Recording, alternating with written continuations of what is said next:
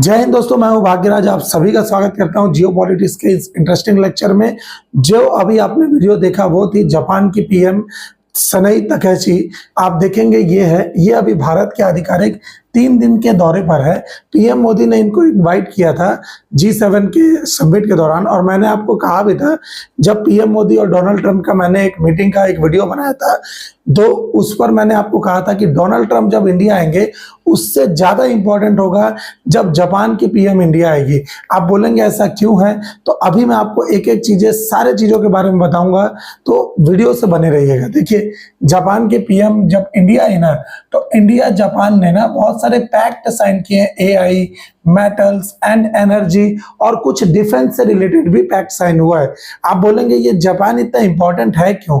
आपको मालूम है बेटा कि चाइना जो है ना, आपको लगता होगा कि चाइना को आगे बढ़ाने में यूएसए की इन्वेस्टमेंट बहुत काम किया होगी, लेकिन ऐसा नहीं है। चाइना को आगे बढ़ाने में ना यूएसए अगर 60% अगर वो दिया होगा ना इन्वेस्टर, बाकी 40% इन्वेस्टर जापान दिया है। तो जापान अब चाइना को बिल्कुल भी भा नहीं रहा है, क्योंकि ना होता क्या है कि चाइना में अब लेबर बढ़ गया है। अब चाइना को ये लग रहा है कि जापान अपनी मिलिट्री एक्सपांड कर रही है, तो चाइना के लिए एक थ्रेट है जापान। तो इसीलिए जापान के वो 80 से 90 डिफेंस कंपनी को बैन कर दिया अपने देश में।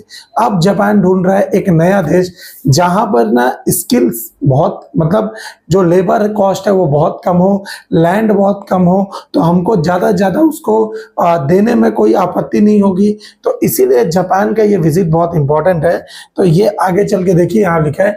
तो इंडियन गवर्नमेंट जब ये बात चला तो मोदी जी ने कहा, free and rule based Indo Pacific a share priority for India and Japan, PM Modi.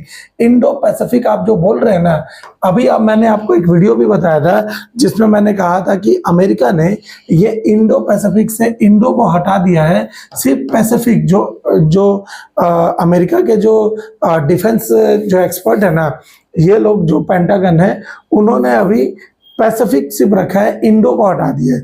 ये इंडो वर्ड ना आपको मालूम होगा, शिंजो अबे जो जापान के फॉर्मर पीएम थे, इनको असैसिनेट कर दिया गया था कोरोना के समय, और गोली मार दिए थे इनको कोई उस देश के। तो आपको याद होगा कि यही इंडो स्टार्ट किए थे। तो पीएम मोदी और तकैची ने यही बात किया कि हमको ये इंडो पैसिफिक को आगे बढ़ाना है, ठीक है ना। आप देखेंगे इस जगह पे ना, ये जो जापान के पीएम है ना, इन्होंने भारत में रहकर बहुत सारे क्रॉस बॉर्डर टेररिज्म को एकदम वो किया है।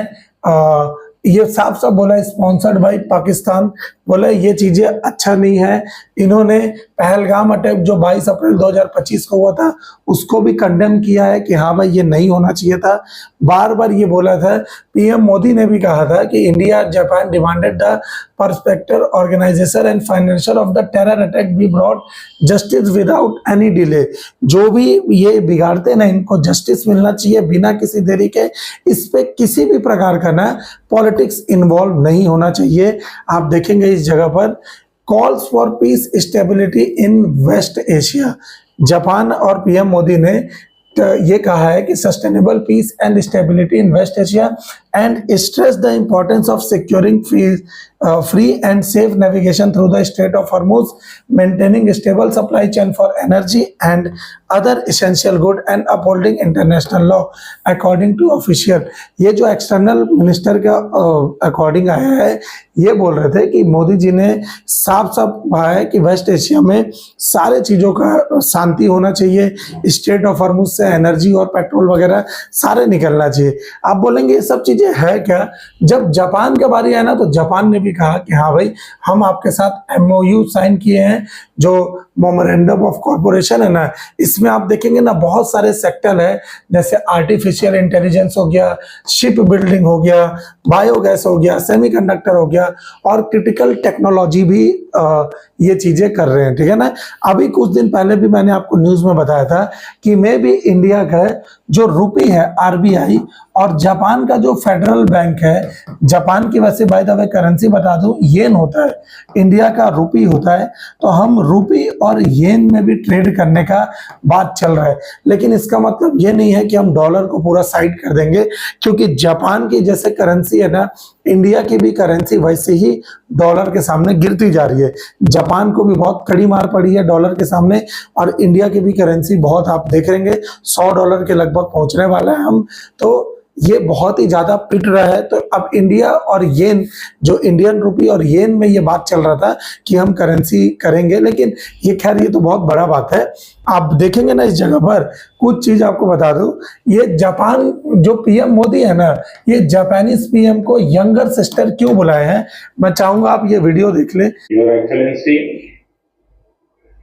और मेरी छोटी बहन प्रधानमंत्री ताकाइची जी,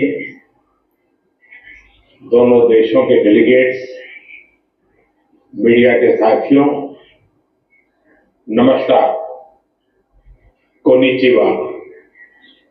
ये आप बोलेंगे सर ये भी कोई न्यूज है कि पीएम मोदी ने उनको यंगर सिस्टर बोला। देखिए ये स्टार्ट भी इन्होंने किया, जो तकैची जी है, इन्होंने कहा कि मैं शिंजो अबे को बहुत मानती हूँ, वो मेरे एल्डर ब्रदर जैसे थे।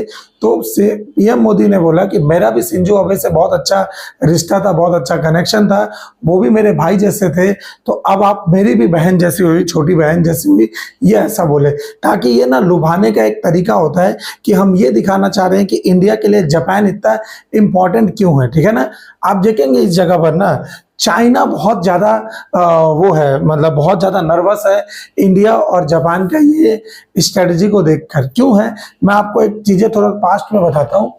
ये जो है ना, इनका नाम है डेन जाइपिंग। ये जो है ना, ये डेन जाइपिंग, ये चाइना के ना बहुत बड़े राजनेता नहीं है, लेकिन चाइना के जो डेवलपमेंट में इनका बहुत योगदान है।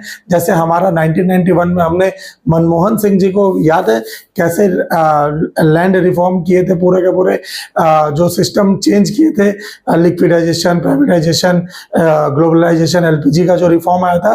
तो वैसे ही इन्होंने भी क्या किया था, 1978 में ना चाइना में रिफॉर्म किया।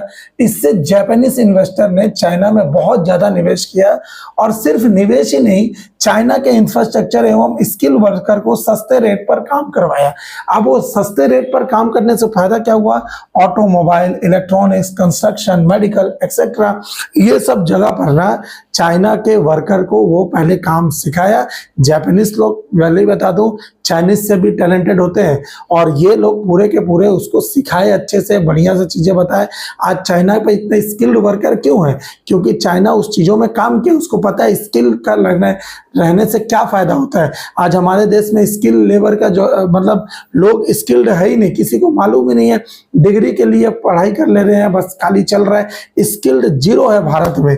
तो ये चीज ना होना चाहिए, और जब तक एजुकेशन अच्छा नहीं होगा, स्किल आप ला ही नहीं सकते। और जो हमारी करंट गवर्नमेंट है ना, उसके लिए एजुकेशन जीरो है, उसके लिए भक्ति भावना ज्यादा इंपॉर्टेंट है कि आप धर्म को बचाइए, आप पंडित बन जाइए, आप मौलवी बन जाइए, बढ़िया खाली धर्म को उठाइए, उसके लिए ये सब चीजें ज्यादा है। जिस देश की प्रायोरिटी ना एजुकेशन से हट जाती है, वो देश का सिर्फ बेड़ा गर्क होता है।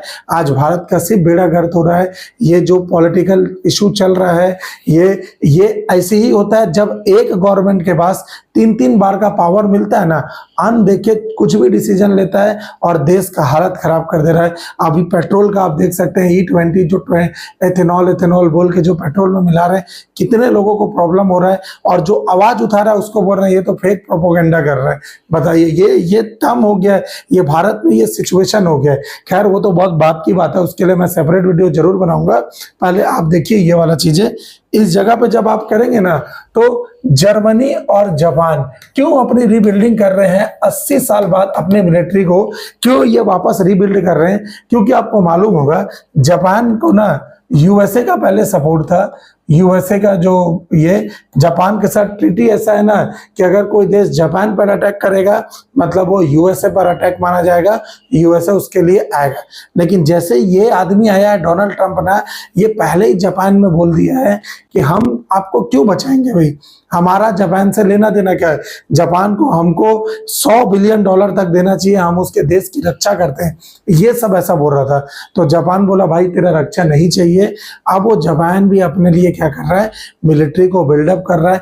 आप सोच सकते हैं किसी एक एडवांस देश का जिसका मिलिट्री नहीं हो, कोई दूसरा देश उसका रक्षा कर रहा है, इससे बुरा बात और क्या है।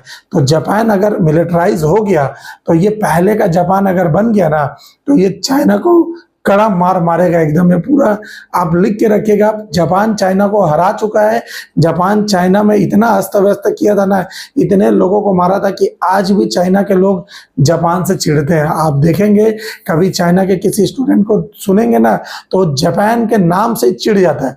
चाइना के लिए इंडिया उतना बड़ा थ्रेट नहीं है जितना बड़ा जापान है। तो इसलिए हमें चाइना का पूरा नजर है ये पूरा चीजों में कि भारत और ये लोग के बीच में चल क्या रहा है, ठीक है ना। क्योंकि आपको बीच में अभी मैंने एक न्यूज भी बताया था कि जापान ने ना लीथल वेपन को क्या कर दिया है, बेचना, एक्सपोर्ट करना चालू कर दिया है। लीथल वेपन वो होते हैं जो लॉन्ग रेंज मिसाइल हो गए, जबकि ये जापान बोला था कि हम कभी नहीं बनाएंगे, बट सिचुएशन के साथ चेंजेस होता है। अब देखते हैं आने वाले टाइम में क्या होगा। बट इंडिया और जापान की इस कॉरपोरेशन ने पूरी दुनिया के होश उड़ा दिए हैं। अब ये कितना आगे बढ़ता है कितना नहीं, ये तो वक्त ही बताएगा। जब भी इसके ऊपर कोई अपडेट होगी, मैं आपके लिए सेपरेट वीडियो जरूर बनाऊंगा। तब तक के लिए जय हिंद, जय भारत। मेरे चैनल से जुड़ने के लिए बहुत बहुत धन्यवाद।